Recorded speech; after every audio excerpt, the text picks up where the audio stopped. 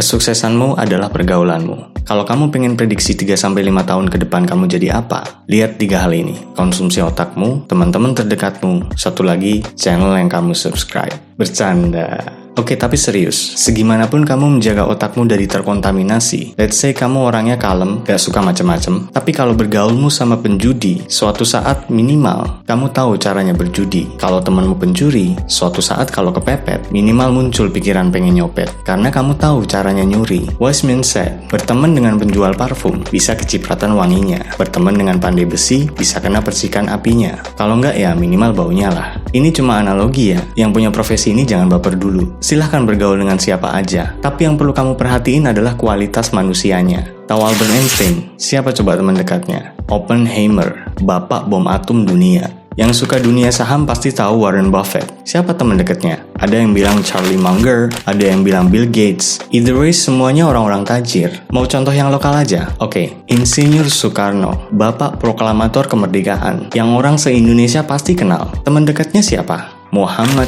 Hatta, wakilnya sendiri. Sih, orang-orang hebat deket sama orang-orang hebat. Kalau nggak setuju silahkan komen ya. Tapi buat saya, seseorang yang bener-bener layak untuk dipanggil temen, nggak mungkin cuma kenal sehari 2 hari. Butuh waktu yang lumayan panjang untuk mengenal satu sama lain, apalagi sahabat. Orang-orang yang kita izinkan masuk ke ranah kehidupan pribadi dan menjadi orang-orang terdekat kita. So, it's okay to be selective. Gak ada salahnya buat pilih-pilih. Karena kita akan berikan waktu, tenaga, dan pikiran yang gak akan bisa kita ambil kembali untuk menjaga hubungan, tumbuh dan berkembang bersama ke arah yang harapannya lebih baik. Definisi kesuksesan setiap orang itu beda-beda. Ada yang beranggapan kalau dia jadi manajer di sebuah perusahaan ternama, berarti udah sukses. Ada yang anggap dengan dia jadi ASN, hidupnya terjamin, berarti udah sukses. Ada yang secara serata dan finansial nggak ada masalah, tapi belum merit. Dan itu buat dia belum sukses, karena dia pengennya berkeluarga, punya anak 2, pensiun dan hidup di desa. Baru menurut dia sebuah kesuksesan. And it's okay, nggak apa-apa, sah-sah aja. Apapun definisi kesuksesan menurut kamu, akan sangat membantu kalau kamu kelilingi dirimu dengan orang-orang yang udah sukses di bidangnya masing-masing, atau bisa mengantarkanmu menuju kesuksesan.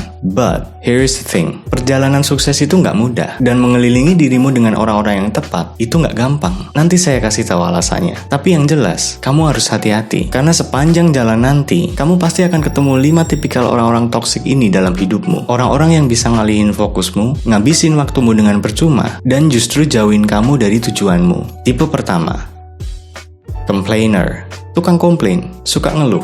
Manusia ini nggak ada yang sempurna, ya kan? Dan ngeluh itu hal yang wajar kok, manusiawi. Tapi kalau suka ngeluh, itu udah semacam kayak hobi gitu. Bahkan mungkin dia nggak sadar kalau lagi ngeluh, saking terbiasanya. Diajak makan, bilangnya makanannya nggak enak. Makanannya enak, bilangnya tempatnya nggak nyaman. Tempatnya nyaman, bilangnya pelayanannya nggak ramah. Ketemu yang makanannya enak, tempatnya nyaman, pelayanannya bagus, bilangnya kemahalan. What the fuck? Ribet banget gitu. Orang-orang kayak gini nih susah bersyukur dan rata-rata hidupnya nggak bahagia. Kalau kamu lihat orang suka ngeluh itu hidupnya bahagia, no, bullshit, jangan percaya. Itu cuma tampilan luarnya aja, atau mereka sengaja pengen kelihatan bahagia. Coba perhatiin deh, kalau kamu ketemu orang kayak gini, itu lambat laun pasti keluarganya sendiri dikomplain, saudaranya sendiri dikomplain, pasangannya sendiri dikomplain, apalagi kamu yang cuma temen. It's just wasting your time, ngabisin waktumu aja. Next ya, tipe kedua, troublemaker. Secara harfiah, troublemaker itu artinya pembuat masalah. Dan saya mengklasifikasikan troublemaker ini jadi 3 golongan. Bikin masalah, cari masalah, sama buang masalah. Saya jelasin satu-satu. Pertama, orang yang suka bikin masalah, itu dasarnya emang suka keributan. Misal kita lagi nongkrong asik nih. Aslinya damai-damai aja, gak ada apa-apa. Begitu dia dateng, bikin perkara, ada aja masalah muncul. Kalau masalahnya kecil, digede-gedein. Kalau masalahnya gede, disepelein. Kalau kita lagi diskusi apa, dia memunculkan argumen gak nyambung yang arahnya entah kemana, yang akhirnya memicu masalah. Kedua, orang yang suka cari masalah, itu susah dikasih solusi. Misal ada orang datang ke kita, dia cerita tuh masalah hidupnya. Duh, bisnis gue lagi sepi nih, gimana ya? Rumah tangga gue bermasalah, gaji gue kecil, mana banyak utang lagi. Respon kita sebagai teman yang baik kasih solusi kan? Oh iya, coba bisnis lu di onlinein aja, terus komunikasi di rumah tangga diperbaiki. Kalau gaji lu kecil ya cari kerjaan lain aja, gaya hidup diturunin, pengeluaran dihemat, nggak usah ngutang. Solusi kan? Tapi tanpa dipikir dan berusaha untuk mengatasi masalahnya dulu, mereka akan cari segala macam alasan di setiap solusi yang kita berikan. Coba perhatiin jawabannya. Rata-rata sama. Mereka akan bilang, tapi kan susah, tapi kan gue nggak salah, tapi kan gue butuh, tapi kan ini, tapi kan itu.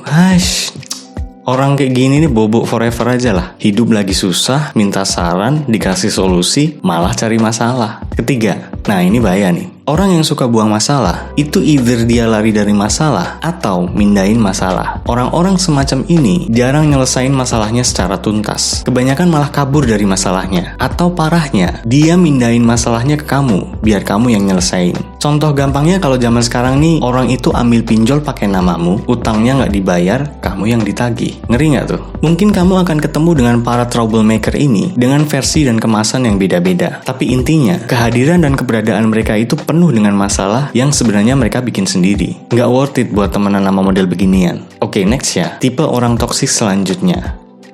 Bossy. Nah, ini saya pribadi alergi banget sama orang-orang kayak gini. Orang-orang bossy, ini orangnya suka merintah, ngatur, dan ngontrol orang lain. Pokoknya orang-orang di sekitar dia itu harus nurut sama dia, ngikuti selera dia, patuh apapun yang dia katakan, tanpa peduli kebutuhan dan perasaan orang lain. Yang paling nonjol dari mereka ini selain tukang nyuruh-nyuruh dan ngerasa bener sendiri, mereka seneng banget ngeritik. Mirip-mirip sama tukang komplain tadi. Cuma bedanya yang itu ngeluh, yang ini ngeritik. Kritiknya bukan karena pengen orang lain lebih baik ya, tapi karena nggak sesuai sama apa yang mereka pengen. Contoh paling gampang kalau di kehidupan sehari-hari, misal kamu pakai sesuatu yang kamu suka tapi dia nggak suka. Nanti dia bilang, norak lu, style lu nggak matching sama gue, ganti. Atau kamu sama grupmu udah sepakat makan apa di mana, nanti dia bilang, di situ nggak enak, gue nggak suka, yang lain aja. Lah, kan cuma lu yang nggak suka, ya bodo amat. Ini kalau kamu ketemu yang model beginian, jangan ganti makanan atau tempatnya ya. Si kampretnya ini aja yang diganti. Capek lah ngeladenin yang beginian. Bayangin, lagi enak-enak nyantai tiba-tiba main nyuruh. Kerjain ini dong, ambilin itu dong, bawain sesuatu dong, bikinin 1000 candi dong, dan nggak berhenti sampai di situ. Ini yang lebih parah. Orang bossy kalau minta tolong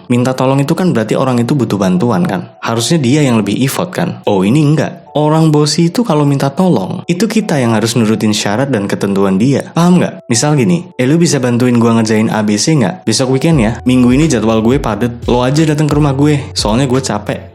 Si bangke, nggak pakai nanya kita sibuk apa enggak, hari itu ada kegiatan apa enggak, main perintah aja, udahlah goblok, songong pula. Saran saya, jangan deket-deket lah. Have some self-respect, jaga harga dirimu. Tipe bos ini tipe orang toksik yang ada mirip-miripnya sama tipe selanjutnya, karena mereka sama-sama nggak tahu diri. Gampang kok buat nandain orang nggak tahu diri. Ketika kamu punya sesuatu, apapun itu, mau bentuknya waktu, barang, atau jasa, dan mereka yang pakai atau pinjem, kebanyakan nggak akan balik, atau nggak ada timbal balik. Utang nggak dibayar, ditagih ngeles, malah kadang galakan dia, barang dipinjem, nggak dirawat, minjemnya lama, akhirnya nggak balik. Kita diundang di acara yang dia bikin sendiri, dia yang jadwalin sendiri, tapi malah kita yang disuruh nanggung biayanya, atau traktir makanannya. Sering banget datang minta ini, butuh itu, giliran kita yang butuh, sok sibuk. Alasannya ada aja. Ini kalau kamu usaha, jualan produk atau jasa misal, tapi korbannya kebanyakan yang bidang jasa sih. Pasti relate nih. Ada sebuah kalimat template dari spesies makhluk nggak tahu diri. Itu bunyinya gini,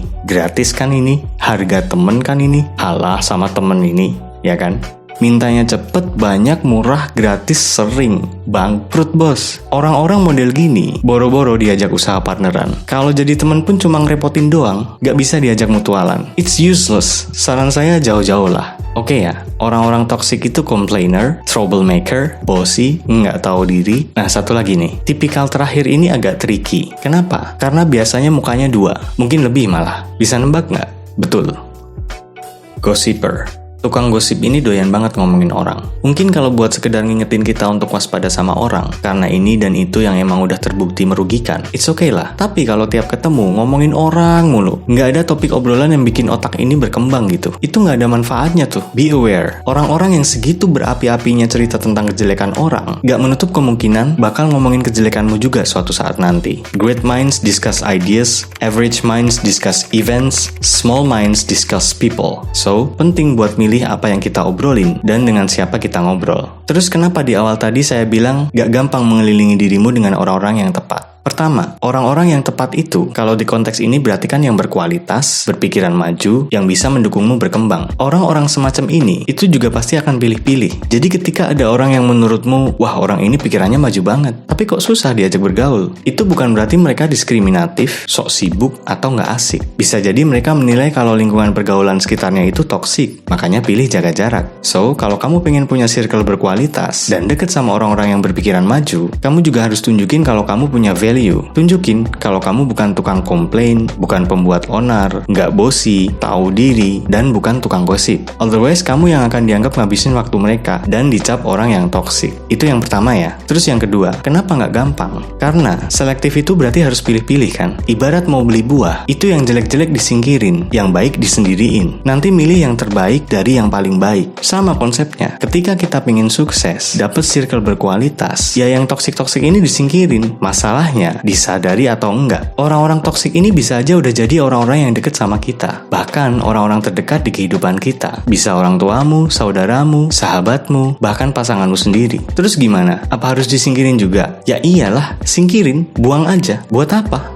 Wait, santai. Disclaimer dulu, saya nggak pernah nyuruh kamu buat nyingkirin atau buang keluarga, sahabat, atau pasanganmu sendiri, sekalipun mereka toksik, oke? Yang harus kamu buang dan singkirkan itu bukan orangnya, tapi sifat dan pemikirannya. Kalau kamu sanggup, ya disembuhin pelan-pelan. Kalau belum sanggup, minimal pikiranmu yang dijaga. So, that's it. Terakhir, ingat ini baik-baik. Masa depanmu itu bisa diprediksi dari sekarang. Dari apa yang kamu lakukan, dan dengan siapa kamu melakukannya. Be more wise. Semoga bermanfaat, and see ya.